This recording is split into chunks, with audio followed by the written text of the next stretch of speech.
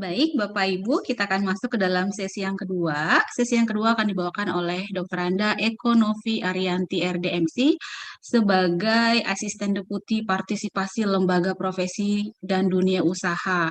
Saya akan bacakan kurikulum vitae Ibu secara singkat. Ibu Eko lulusan dari S1 Ilmu Politik dan S2 Kajian Gender UI. Lalu riwayat pekerjaannya sebagai asisten deputi kesetaraan gender dalam ekonomi tahun 2016 sampai 2018, sekretaris deputi bidang tumbuh kembang anak tahun 2018 sampai 2020, lalu saat ini sebagai asisten deputi peningkatan partisipasi lembaga profesi dan dunia usaha pada deputi bidang partisipasi masyarakat Kementerian Pemberdayaan Perempuan dan Perlindungan Anak. Ibu Eko akan membawakan materi dengan topik kebijakan perguruan tinggi responsif gender. Apa kabarnya Ibu Eko? Sehat ya? Ya, Rika. Terima kasih. Baik. Ibu Eko, Ibu dipersilahkan untuk memberikan paparan sekitar 40 menit, lalu nanti akan dilanjutkan dengan sesi tanya jawab ya Bu. Ya, baik. Ya, silakan Ibu, Terima kasih. sudah terlihat. Ya, terima kasih Bu Ika. Selamat pagi menjelang siang Bapak Ibu sekalian yang hadir pada hari ini dari Rektorat, kemudian dari Dekan, kemudian Prodi dan juga mahasiswa dari HKBP No Mention Sumatera Utara. Terima kasih sudah mengundang kami terkait dengan berbicara tentang bagaimana perguruan tinggi yang responsif gender. Sebetulnya ini memang sudah menjadi kebijakan dari Kementerian Pemberdayaan Perempuan dan Perlindungan Anak terkait dengan perguruan tinggi yang responsif gender. Lanjut. Ketika kita bicara pengaruh utamaan gender, ketika kita bicara tentang perguruan tinggi responsif gender, pasti kita akan bicara strategi pengaruh utamaan gender. Jadi pengaruh utamaan gender itu bukanlah sebuah program atau kebijakan, tetapi sebuah strategi untuk menuju pada kesetaraan gender. Dan ini sudah ada di dalam regulasi-regulasi internasional maupun nasional. Ini dan kebetulan payung yang paling utama itu adalah CEDAW dan Beijing Platform for Action untuk kesetaraan gender. Di dalam RPJMN mulai dari RPJMN 2019 sampai dengan 2015 sampai dengan 2019, kemudian dilanjutkan di RPJMN 2020 sampai dengan 2024, strategi pengaruh utamaan gender ini juga sudah masuk. Sehingga gender ini menjadi salah satu pengaruh utamaan di dalam RPJMN 2020 dan sampai dengan 2024. Dan juga masuk di dalam beberapa bab dalam RPJMN 2020 sampai dengan 2024. Dan kemudian di dalam SDGs sampai dengan tercapainya goal SDGs 2030, sebetulnya gender ini masuk di dalam seluruh goal-goal yang ada di SDGs. Jadi tapi memang secara spesifik itu masuk di dalam SDGs goal yang kelima. Namun kalau kita melihat seluruh goal dari SDGs itu semua interaksi gender itu masuk ke dalam seluruh goal yang ada di SDGs. Seperti misalnya ketika kita bicara tentang air bersih, kan di situ juga integrasi gender itu juga masuk ke dalam goalnya SDGs. Lanjut. Nah, kemudian di dalam regulasi yang juga cukup bisa dipakai untuk kesetaraan gender itu adalah kita memiliki Beijing Platform for Action atau 12 area kritis untuk mempercepat kesetaraan gender. Di situ ada 12 area yang kemudian memang harus dilaksanakan oleh negara, dan seluruh negara dalam tanda kutip semuanya ini adalah masyarakat dan pemerintah. Itu ada 12 area di dalam situ. Salah satunya memang ada terkait dengan fokus dan bagaimana implementasi terkait dengan perempuan dalam pendidikan dan pelatihan kalau kita bicara di perguruan tinggi. Lanjut. Kita sudah punya regulasi, kita sudah punya payung-payung internasional terkait dengan kesetaraan gender. Namun situasi dan kondisi saat ini menunjukkan bahwa ada kesenjangan antara perempuan dan laki-laki. Lanjut, kalau kita bicara indeks kesenjangan, kita bicara pembangunan manusia secara utuh di Indonesia, itu kita akan bicara tentang indeks pembangunan manusia. Indeks pembangunan manusia ini dibentuk oleh 3 dimensi dasar, bagaimana kesehatan, artinya umur panjang dan hidup sehat. Itu yang pertama. Kemudian yang kedua adalah pendidikan, dan ketiga adalah ekonomi. Ketika kita melihat ternyata memang indeks pembangunan manusia ini setiap tahun naik. Namun kita bisa melihat bahwa IPM ini masih belum setara antara perempuan dan laki-laki. Kalau kita bicara indeks pembangunan manusia mulai dari tahun 2010 sampai dengan 2021, itu terjadi peningkatan yang cukup signifikan, sehingga IPM secara umum itu 72,29%. Tapi kita bisa melihat bahwa IPM laki-laki itu angkanya 76,25%. Kemudian kalau perempuan itu hanya di angka 69,59%. Jadi belum sampai pada angka 70. Nah, ini mempengaruhi kualitas hidup perempuan. Nah, makanya karena rendahnya kualitas hidup perempuan, maka akan berkontribusi pada juga rendahnya indeks pembangunan manusia secara nasional. Nah, Bapak Ibu sekalian, lanjut. Ketika kita bicara IPM di 2020 dan 2021, itu ternyata ada Sumatera Utara itu masih masuk di dalam 10 provinsi yang di bawah angka nasional dari IPM Indonesia yang sebesar 72,29. Jadi Sumatera Utara itu masuk ke dalam kategori 10 provinsi yang ada di bawah angka nasional. Lanjut, selain indeks pembangunan manusia itu secara umum terkait dengan pendidikan, kesehatan, dan ekonomi, kita juga mengukur kualitas hidup perempuan itu melalui indeks pembangunan gender. Sama dengan IPM, tapi yang diukur adalah rasio kesenjangan antara laki-laki dan perempuan. Lanjut, kita bicara IPG, indeks pemberdayaan gender, di tahun 2020 dan 2021.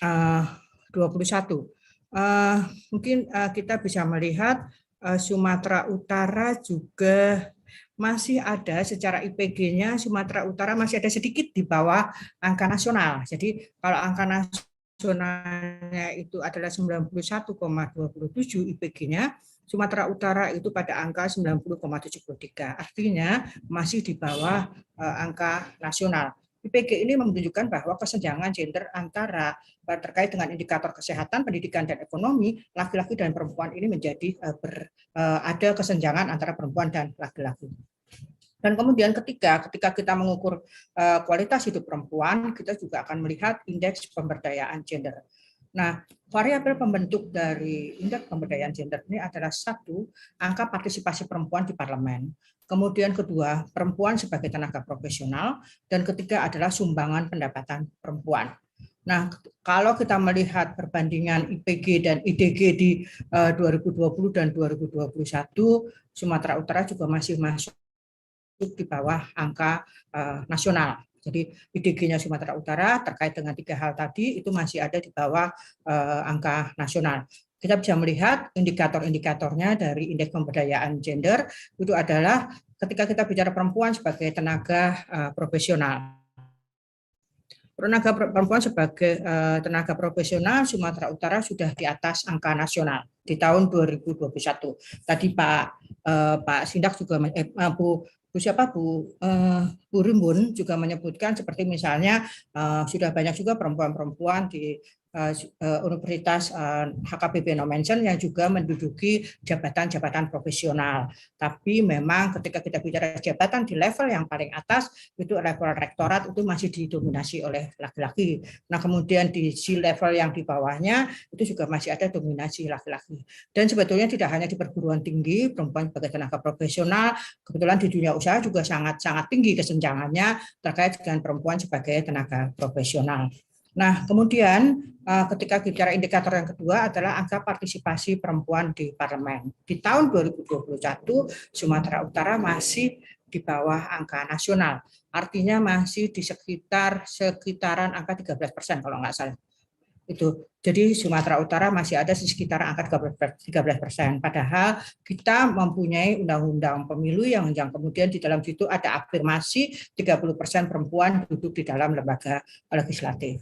Nah, kemudian indikator juga yang ketiga selanjutnya itulah bagaimana sumbangan pendapatan perempuan ketika kita melihat kualitas hidup perempuan. Di sini Sumatera Utara juga masih ada di bawah angka nasional untuk sumbangan pendapatan perempuan. Jadi terkait dengan partisipasi ekonomi, tingkat partisipasi angkatan kerja itu juga perempuan masih di Sumatera Utara masih ada di bawah posisi yang di level nasional.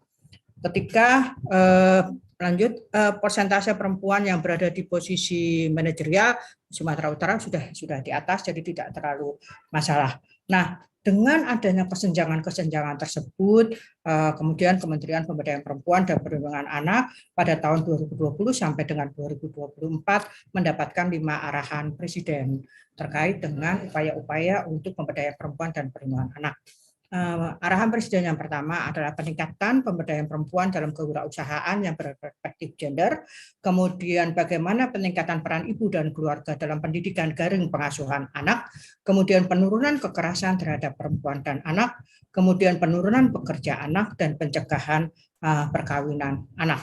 Nah, 5 arahan Presiden ini juga masuk di dalam pengaruh utamaan di dalam RPJMN tahun 2020 sampai dengan tahun 2024. Ketika kita bicara pengaruh utamaan gender, itu adalah salah satu arus utama dari 4 arus utama yang ada di dalam RPJMN 2020 sampai dengan 2024, di mana semua masyarakat, artinya perempuan, laki-laki, disabilitas, kelompok marginal, kelompok di daerah tertinggal, dan sebagainya, mendapatkan akses pembangunan yang merata dan adil, dan juga melalui peningkatan efisiensi dan efektivitas pembangunan. Nah, kita bicara pengaruh utamaan gender juga tentunya salah satunya ada di sektor perguruan tinggi. Bagaimana pengaruh utamaan gender di perguruan tinggi itu ada sudah diatur di dalam Instruksi Presiden nomor 9 tahun 2000 tentang pengaruh utamaan gender dalam pembangunan nasional yang mengamanatkan seluruh pimpinan kementerian, lembaga, dan daerah termasuk perguruan tinggi sesuai dengan tugas, fungsi, dan kewenangannya masing-masing untuk melaksanakan strategi pengaruh utamaan gender dalam pencapaian kesetaraan gender. Ini menjadi penting karena ada potensi-potensi perguruan tinggi ketika perguruan tinggi bisa mengimplementasikan pengaruh utamaan gender. Artinya perguruan tinggi tersebut memiliki landasan hukum yang berperspektif gender. Seperti tadi menurunkan misalnya dari Permendikbudristek terkait dengan pencegahan dan penanganan kekerasan seksual di perguruan tinggi, atau memiliki kebijakan yang kemudian memberikan dalam tanda kutip afirmasi kepada perempuan untuk mereka bisa menduduki kursi-kursi terkait dengan fungsi-fungsi manajerial di level, kalau kita bicara dunia usaha ada di level C-level, jadi di level CEO atau level di bawahnya. Nah, kemudian itu menjadi juga bagian dari Tridharma perguruan tinggi untuk mewujudkan Undang-Undang Dasar amanat dari Undang-Undang Dasar 45 serta SDGs. Nah, kemudian juga menjadi potensi perguruan tinggi untuk mengakselerasi kesetaraan gender pada aspek kepemimpinan dan jabatan fungsional yang memang masih didominasi oleh laki-laki. Dan yang terakhir adalah bagaimana kita mencoba untuk memiliki data, kemudian melakukan upaya-upaya pencegahan kekerasan dan pelecehan seksual yang terjadi di dalam dan di sekitar lingkungan kampus. Nah, pengaruh utamaan gender di perguruan tinggi ini dapat diimplementasikan melalui tata kelola. Jadi tidak hanya terkait dengan pemberdayaan masyarakat, pemberdayaan perempuan saja, tapi bagaimana tata kelola dan tridharma perguruan tinggi yang responsif gender, di mana mengintegrasikan pengalaman, aspirasi, kebutuhan, dan permasalahan dari sivitas akademik dari seluruh komponen-komponen di perguruan tinggi, baik perempuan, laki-laki, ke dalam proses-proses perencanaan, pelaksanaan, pemantauan, dan evaluasi dari seluruh kebijakan yang ada. Nah, inilah yang kemudian membuat Kementerian Pemberdayaan Perempuan kemudian menyusun terkait dengan kebijakan perguruan tinggi yang responsif gender. Nah, perguruan tinggi yang responsif gender ini adalah sebuah perguruan tinggi yang memiliki kebijakan, program, kegiatan, dan penganggaran. Artinya seluruh mulai dari tata kelola sampai dengan pemberdayaan maupun sampai dengan pengajaran dan pendidikan itu ada di dalam mengintegrasikan perspektif gender dengan memperhatikan ada kebutuhan, pengalaman, dan aspirasi dari sivitas akademika laki-laki dan perempuan dalam proses-proses pelaksanaan tata kelola dan tridharma perguruan tinggi. Nah, apakah yang menjadi indikator dari perguruan tinggi responsif gender? Itu ada 9 indikator. Tapi ini kemudian kita coba di dalam kita bagi dalam beberapa klaster. Jadi ketika kita bicara kelembagaan itu ada yang disebut tadi adanya PSG dan PSW, atau kalau di beberapa perguruan tinggi sudah ada PSGA, atau ada Puskapa sendiri, ada pusat studi gender sendiri. Nah, kemudian data profil gender perguruan tinggi tadi Bu Rimbun mendahului dengan data yang sederhana dengan implementasi pengaruh utama gender di perguruan tinggi. Nah, ketika terkait dengan tridharma perguruan tinggi, kita akan bicara standar mutu pendidikan yang responsif gender, kemudian bagaimana mutu penelitiannya juga responsif gender, apakah ketika kita bicara tentang penelitian yang dalam tanda kutip sifatnya maskulin, perempuan bisa masuk, peneliti perempuan, dosen perempuan bisa masuk ke dalam sana. Kemudian standar mutu pengabdian yang responsif gender, itu juga apakah kajian-kajian atau pemberdayaan masyarakat yang dilakukan oleh perguruan tinggi itu sudah berperspektif, artinya berpihak kepada perempuan, kemudian kelompok marginal, dan sebagainya. Kemudian terkait dengan tata kelola dan monitoring evaluasi, tata kelola perguruan tinggi responsif gender. Jadi mulai dari manajerial, itu kemudian bagaimana juga peran-peran semua pihak yang terkait di dalam perencanaan sampai dengan evaluasi terutama perguruan tinggi yang responsif gender. Dan kemudian kita juga tidak mentolerir adanya kekerasan terhadap perempuan dan laki-laki.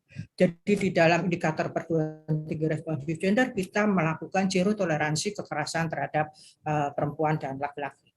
Terkait dengan kekerasan terhadap perempuan dan laki-laki, kekerasan di ranah publik, Kementerian Pemberdayaan Perempuan khususnya kemarin bersama dengan DPR sudah mengeluarkan atau merujuk pada Undang-Undang Tindak Pidana Kekerasan Seksual. Jadi Undang-Undang TPKS ini merupakan sebuah undang-undang yang komprehensif sehingga peraturan pelaksanaannya kemudian harus segera diwujudkan dan disosialisasikan kepada masyarakat. Permendikbudristek itu merupakan turunan dari Undang-Undang TPKS, dan kemudian kalau Permendikbudristek itu mengatur pada perguruan tinggi negeri dan perguruan tinggi swasta. Sementara kalau terkait dengan perguruan tinggi yang ada di bawah Kementerian Agama juga sudah ada Peraturan Menteri Agama Nomor 73 Tahun 2022 tentang penanganan dan pencegahan kekerasan seksual di satuan pendidikan yang di bawah Kemenak. Sehingga dua perguruan dari aspek terkait dengan Kemenak dan juga aspek terkait dengan Permendikbudristek ini sudah diturunkan, sudah melakukan peraturan menteri untuk regulasi untuk turunan dari undang-undang tindak pidana kekerasan seksual. Nah, jenis kekerasan seksual di dalam Undang-Undang TPKS ini adalah pelecehan seksual non fisik, kemudian pelecehan seksual fisik, pemaksaan kontrasepsi, kemudian pemaksaan sterilisasi, pemaksaan perkawinan, artinya perkawinan dini, ini juga menjadi bagian dari jenis kekerasan dalam Undang-Undang TPKS, kemudian penyiksaan seksual, eksploitasi seksual, perbudakan seksual, biasanya terkait dengan tindak pidana perdagangan orang, kemudian kekerasan seksual berbasis elektronis. Karena kekerasan berbasis gender yang berbasis elektronik ini makin hari juga makin banyak, dan ini diatur di dalam Undang-Undang TPKS. Nah, upaya-upaya kita untuk perguruan tinggi memiliki peran untuk upaya-upaya pencegahan terkait dengan pencegahan tindak pidana kekerasan seksual. Jadi bidangnya itu bisa melalui pendidikan. Kemudian situasi yang ada di perguruan tinggi tersebut, dan itu dilakukan juga pada satuan pendidikan atau tempat lain yang berpotensi terjadi tindak pidana kekerasan seksual. Nah, partisipasi masyarakat itu bisa dalam Undang-Undang TPKS khususnya di perguruan tinggi, kalau kita punya tridharma perguruan tinggi itu berpartisipasi dalam upaya-upaya pencegahan, pendampingan, pemulihan, dan pemantauan terhadap tindak pidana kekerasan seksual. Jadi tridharma perguruan tinggi terkait dengan pemberdayaan maupun pemberdayaan dari perguruan tinggi itu juga bisa menjadi bagian dari upaya-upaya pencegahan, pendampingan, pemulihan, dan pemantauan terhadap tindak pidana kekerasan seksual. Di sini juga disebutkan ada partisipasi keluarga dalam Undang-Undang TPKS, ini juga bisa menjadi bagian dari universitas untuk bisa mensosialisasikan ini Undang-Undang TPKS ini kepada mahasiswa, sehingga kemudian mereka juga bisa berperan di dalam upaya-upaya pencegahan melalui partisipasi keluarga. Nah, kemudian untuk pelaporan ketika ketika ada tindak pidana kekerasan seksual di perguruan tinggi, tadi Kemendikbudristek sudah memiliki platform, Kementerian PPPA juga sudah memiliki platform untuk pelaporan. Kami punya yang namanya SAPA 129 yang kemudian bisa diakses oleh semua terkait dengan tindak pidana terkait dengan kekerasan, termasuk terkait dengan kekerasan seksual. Nah, kemudian di Provinsi Sumatera Utara sendiri kita juga sudah punya yang namanya UPTD PPA, Unit Pelayan Terpadu untuk kekerasan terhadap perempuan dan anak. Nah, ini bisa diakses juga oleh Bapak Ibu yang ada di Provinsi Sumatera Utara. Nah, Bapak Ibu sekalian, Pusat Studi Gender dan atau Pusat Studi Wanita itu memiliki potensi yang cukup strategis, tadi saya sampaikan. Nah, kita kenapa kemudian Kementerian PPPA membuat kebijakan terkait perguruan tinggi responsif gender? Tujuannya adalah memastikan bahwa termasuk di dalam itu adalah kekerasan seksual, memastikan seluruh jajaran di perguruan tinggi memahami tentang strategi BUP dalam implementasi tata kelola dan tridharma perguruan tinggi. Kemudian ada seluruh kebijakan dari perguruan tinggi tersebut adil dan setara bagi seluruhnya perempuan dan laki-laki.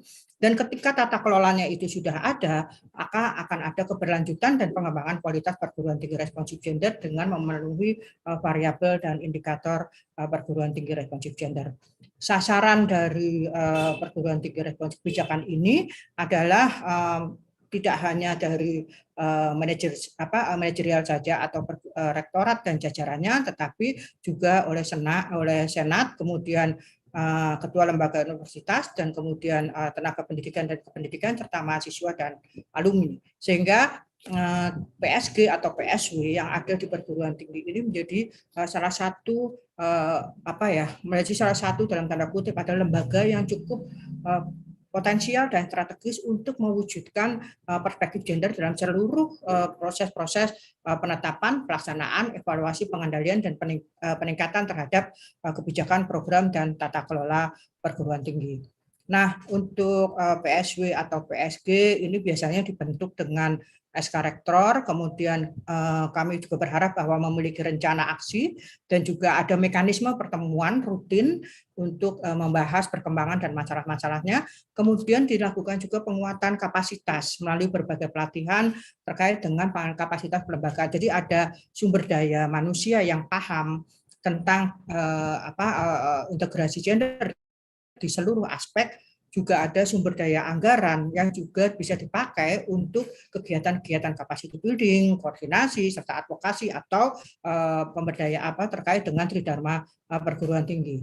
Nah, kemudian juga kami berharap melalui PSW PSG ini juga bisa mendorong perguruan tinggi untuk membentuk sarana prasarana yang mendukung terkait dengan kesetaraan gender di perguruan tinggi. Misalnya ada perangkat hukum kalau misalnya ada kasus-kasus kekerasan yang ada di perguruan tinggi. Kemudian bagaimana juga memfasilitasi ruang laktasi, karena kan dosen kan nggak semuanya usianya di atas 40 tahun misalnya, atau juga memfasilitasi adanya ruang aman untuk ketika mahasiswa yang mengalami kekerasan mereka bisa melakukan memberikan pelaporan atau mengadukan bila terjadi kasus-kasus kekerasan di perguruan tinggi.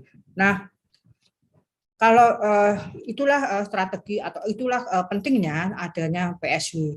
Nah, kemudian kita juga melihat pentingnya PSW itu terkait dengan bagaimana PSW bisa mendorong adanya komitmen dari rektor.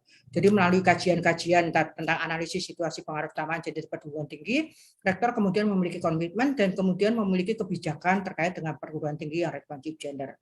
Nah, kemudian PSW juga bisa mendorong kelembagaan. Jadi ada sumber daya manusia, kemudian ada sumber daya anggaran, kemudian sarana prasarana, dan juga peta potensi untuk memenuhi kesetaraan gender di perguruan tinggi. Dan kemudian PSW juga bisa melakukan kajian atau evaluasi melalui alat analisis gender. Banyak sekali alat analisis gender yang bisa dilakukan oleh teman-teman PSW. Mungkin nanti Mbak Ina Hunga bisa banyak menyampaikan terkait hal ini. Dan kemudian kita juga PSW mendorong untuk data terpilah gender, dan juga bagaimana peran serta seluruh sivitas akademika dari perguruan tinggi itu untuk mengintegrasikan gender atau mengintegrasikan perspektif gender dalam peran-peran di sivitas akademika. PSW juga memiliki kewenangan sebetulnya kalau kami di PTRG itu merumuskan rencana kerja bidang pendidikan dan pengajaran, penelitian dan pengabdian masyarakat. kemudian mengkomunikasikan dan mengkoordinasikan rencana kerja, kemudian mengusulkan, mengkomunikasikan dan mengkoordinasikan rencana kerja tentang pengisian jabatan bagi perempuan, saya seperti itu. Kemudian melakukan teman-teman PSW, saya rasa juga sudah punya sumber daya manusia untuk melakukan pendidikan, pelatihan, seminar dan sebagainya untuk peningkatan tridharma perguruan tinggi responsif gender, dan kemudian bisa menjalin kerjasama juga dengan lembaga-lembaga lain untuk terkait dengan isu-isu pengaruh utamaan gender. Karena kalau kita bicara SDGs, kita kan tidak hanya bicara di lingkupnya HKBP saja, tapi ketika kita bicara perempuan dan kemiskinan, mungkin dari istilahnya pengabdian masyarakat yang ada di PSW di HKBP No Mention atau melalui PSW bisa berkoordinasi atau berkolaborasi dengan misalnya dunia usaha atau organisasi kemasyarakatan yang memang punya jaringan sampai bawah untuk mengurangi angka kemiskinan yang ada di Sumatera Utara. Itu mungkin yang dapat kami sampaikan. Mari kita dukung perguruan tinggi responsif gender untuk Indonesia, sehingga perguruan kita mendapatkan Indonesia ramah perempuan dan layak anak. Karena kalau kita perempuan berdaya, anak terlindungi, maka kita berharap bahwa Indonesia akan maju. Demikian yang dapat kami sampaikan. Kurang lebihnya mohon maaf. Wassalamualaikum warahmatullahi wabarakatuh. Terima kasih Bu Eko atas pemaparannya. Sebelum masuk ke dalam sesi tanya jawab, saya akan membuat sedikit rangkuman bahwa dari data yang disampaikan, dari indeks pemberdayaan gender, dari kualitas hidup gender, ternyata untuk Sumatera Utara masih di bawah rata-rata nasional ya. Jadi angka partisipasi perempuan di parlemen juga masih di bawah rata-rata nasional. Begitu juga dengan indeks pemberdayaan gender. Gitu. Jadi ini merupakan PR kita bersama. Nah, secara khusus untuk tema yang dibawakan oleh Ibu Eko mungkin lebih spesifik kepada Dekan Kaprodi, Bapak Ibu dosen ya, ataupun tendik yang hadir di dalam ruangan Zoom ini. Karena secara tersirat tadi disampaikan bahwa tata kelola perguruan tinggi haruslah responsif gender. Seluruh sivitas akademik harus memperhatikan target untuk zero tolerance terhadap kekerasan baik kepada perempuan maupun laki-laki. Sehingga senat universitas, fakultas, pimpinan universitas, pimpinan fakultas, ketua lembaga, dan lain-lain itu harusnya berkinerja sama-sama untuk bisa membentuk kampus yang zero tolerance terhadap kekerasan baik laki-laki kepada laki-laki dan kepada perempuan. Demikian. Oke, untuk sesi ini kita akan buka 2 pertanyaan. Silakan yang mau bertanya boleh diketik di dalam kolom chat ataupun boleh langsung raise hand dan menyampaikan sendiri pertanyaannya. Silakan.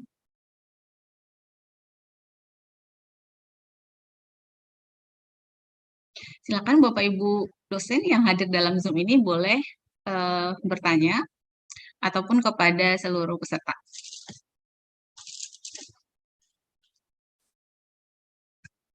Wah, kayaknya pemalu semua ini yang hadir, ya kan Bu Ika? Oh, baik, Bu Eko, Pemanasan lagi, Bu pemanasan. Ika, saya aja lah ya. Bilang Baik, sebagai Primbon, Kaprodi ya pemanasan Bu dulu. Eko ya. Jadi sebenarnya tadi langsung EPP gitu. Nah, Iya, jadi saya juga mikir gitu. artinya kalau kita lihat tadi mulai dari pemaparan Bu Paula, kemudian Bu Eko, lengkap dengan data di sini, perbandingan nasional dengan kita sendiri. Kemudian nanti ada Bu Safiadar juga sudah hadir. Selamat datang Ibu dari Dinas PPPA Pemprov Su. Jadi artinya sangat penting. Kalau selama ini saya lihat ini dianggap tidak penting. Itu juga saya bilang sama teman-teman, yuk kita buat ini jadi penting. Nah, kita mulai dari FGI dini dulu. Artinya kita di kampus Ibu tidak mau hanya dibentuk gitu, tapi latar belakangnya harus kuat, kemudian dengan pemaparan dari narasumber yang memang punya kapasitas di sini mulai dari pemerintah pusat ke pemerintah daerah dan bahkan nanti UKSW di sini yang sudah implementasi juga, artinya kami harus banyak belajar lagi. Apalagi tadi tentang PTRG itu mulai dari komitmen di sini yang sebenarnya yang sangat penting sehingga komitmen akan diwujudkan dalam SK. Kemudian bolehlah nanti ini jangan yang pertama dan yang terakhir Bu Eko, nanti juga Bu Safiadar, Bu Paula juga tadi sudah kita mohonkan karena eh, izinkan kami belajar lebih banyak lagi sehingga tidak salah nanti pada saat ada semangat ini yang tinggi untuk menjalankan. Khususnya yang Tridharma perguruan tinggi. Jadi kalau misalkan di pendidikan kita sudah paham betul bahwa itu harus ada nanti kurikulum, artinya ini isu gender sudah harus masuk ke sana. Kemudian kalau pengabdian kepada masyarakat, saya lihat juga webnya Kemen PPPA sangat enak dilihat dan berselancar di sana, sangat membuka wawasan. Karena kami juga di sini pasti ke daerah, Bu, ke desa, dan saya lihat di sana ada juga eh, desa bersahabat gender. Nah, jadi mungkin itu akan kita eh, lakukan. Nah, ini yang menarik, nanti kami boleh belajar lagi tentang penelitian, Ibu, karena kan itu harus juga eh, ter sudah tertulis di Renstra atau roadmap-nya kami di sini LPPM.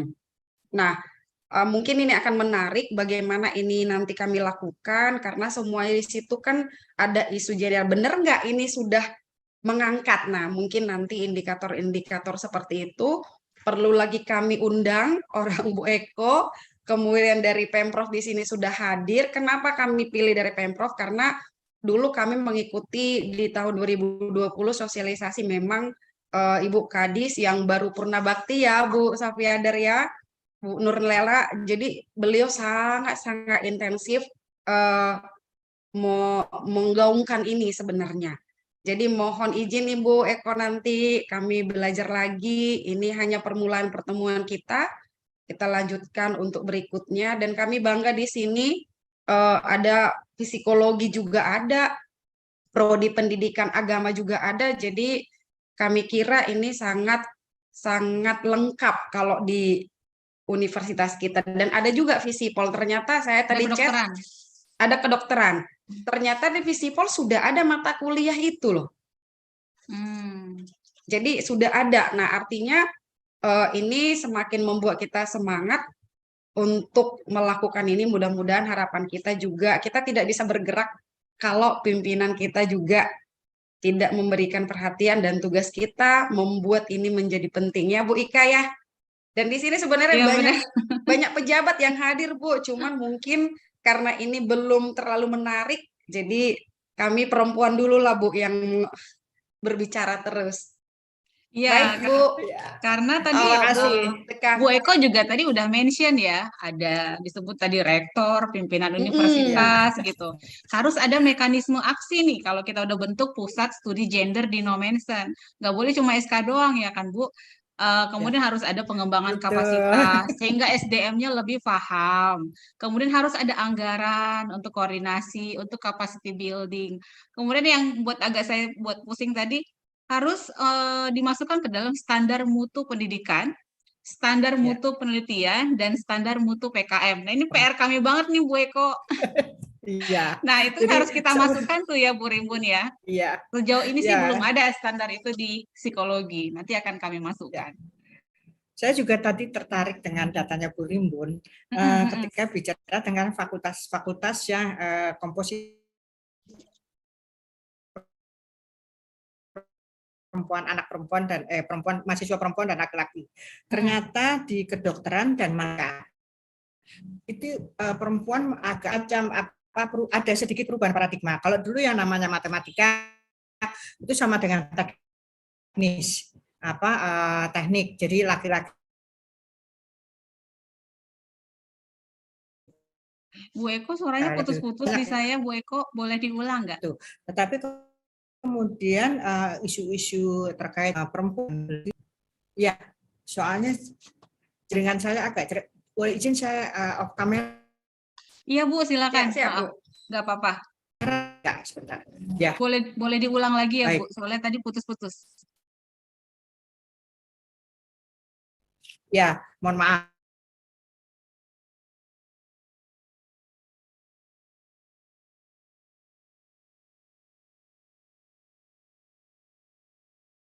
Putus ya.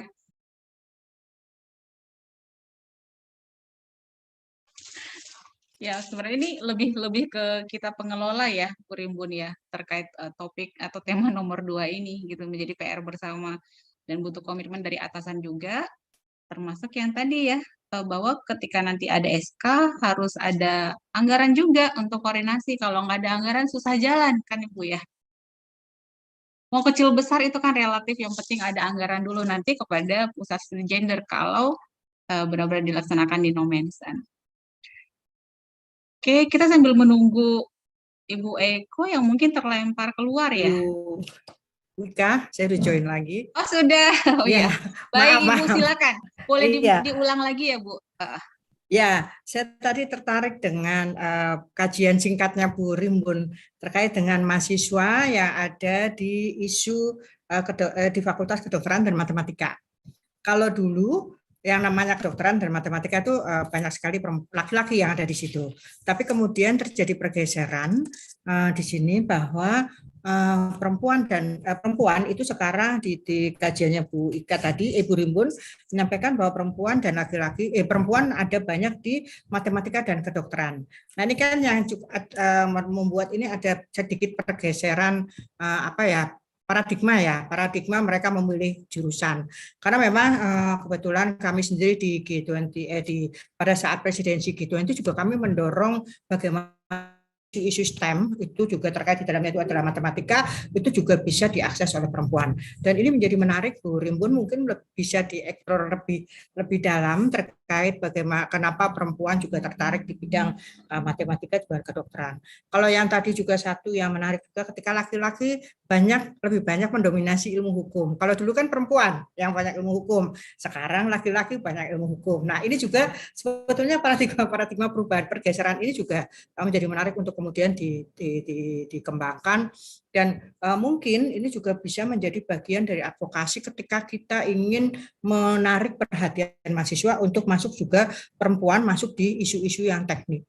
Itu teknik itu kan juga bisa dilakukan seperti itu sehingga ketika perempuan masuk dalam isu-isu STEM itu juga bisa juga mendorong perempuan untuk masuk di dalam isu-isu STEM. Itu sih sebetulnya tadi yang menarik dari kajian singkatnya Bu Rimbun terkait komposisi mahasiswa laki dan perempuan dan juga pengurus-pengurus yang ada di BEM, kemudian unit kegiatan mahasiswa ternyata banyak juga perempuan yang ada di situ dibandingkan laki-laki dan itu sebetulnya bisa menjadi sebuah peluang kalau kita ingin meningkatkan kesetaraan gender di level misalnya direktorat, kemudian kita bisa di level dekan karena itu kan memang masih terjadi kesenjangan sehingga mereka bisa didorong menjadi perempuan-perempuan potensial yang juga bisa bersuara di dalam upaya-upaya proses kesetaraan gender dan tanda kutip afirmasi ya Bu Rimbun dan Bu Ika bukan berarti kemudian terus-menerus tetapi ini adalah upaya-upaya afirmasi itu. Dan saya rasa ketika rektorat ini semuanya laki-laki, kemudian didikannya laki-laki juga 70%, tidak menutup kemungkinan juga perspektif gender juga perlu diberikan kepada bapak-bapak ini Bu Ika, Bu Rimbun, supaya perspektif gender tidak hanya dimiliki oleh perempuan, tetapi juga laki-laki juga bisa memiliki perspektif gender untuk proses-proses mentoring leadership di perguruan tinggi. Itu sih mungkin yang menarik dari kajiannya Bu Rimbun tadi yang ingin saya sampaikan sedikit. Terima kasih. Baik, baik. Terima kasih Bu Eko atas pemaparannya. Menarik sekali. Kita bisa memberikan data tapi analisisnya dari Bu Eko gitu ya. Analisisnya kita belum pintar ternyata. Baik Bu Eko, nanti terima bisa kasih. Dilakukan. Ya, baik Bu. Kayak masih pemula dalam hal ini. Baik Bu Eko, terima kasih atas kesempatannya dan mau sharing di dalam FGD Universitas HKBP Nomensen. Mudah-mudahan Ibu selalu sehat dan jangan lupa ya Bu, dalam beberapa dalam waktu ke depan kami akan mengundang Ibu nanti untuk proses meningkatkan ilmu kami lagi gitu ya Bu, kapasitas building gitu. Terima kasih Bu Eko, semoga sehat selalu. Sama-sama, terima kasih. Terima kasih Ibu. Baik, Bapak Ibu ya. Foto dulu sama Bu Eko. Oh, foto. Oh, siap. Kita foto dulu ya Bu Eko ya. Ya Kak Friska, mohon izin Kak. Oh, ini Pak Libi sudah on ya kameranya. Tadi lagi di jalan. Baik, saya foto ya. Ini tinggal 5 sih.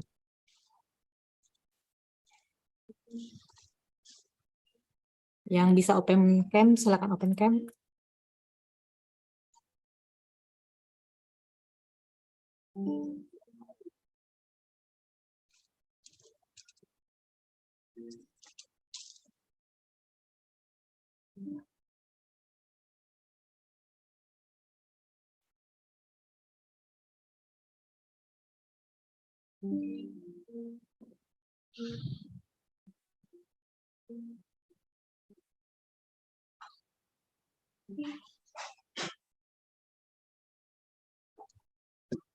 Oke, sudah Bu, saya kembalikan ke Bu Ika.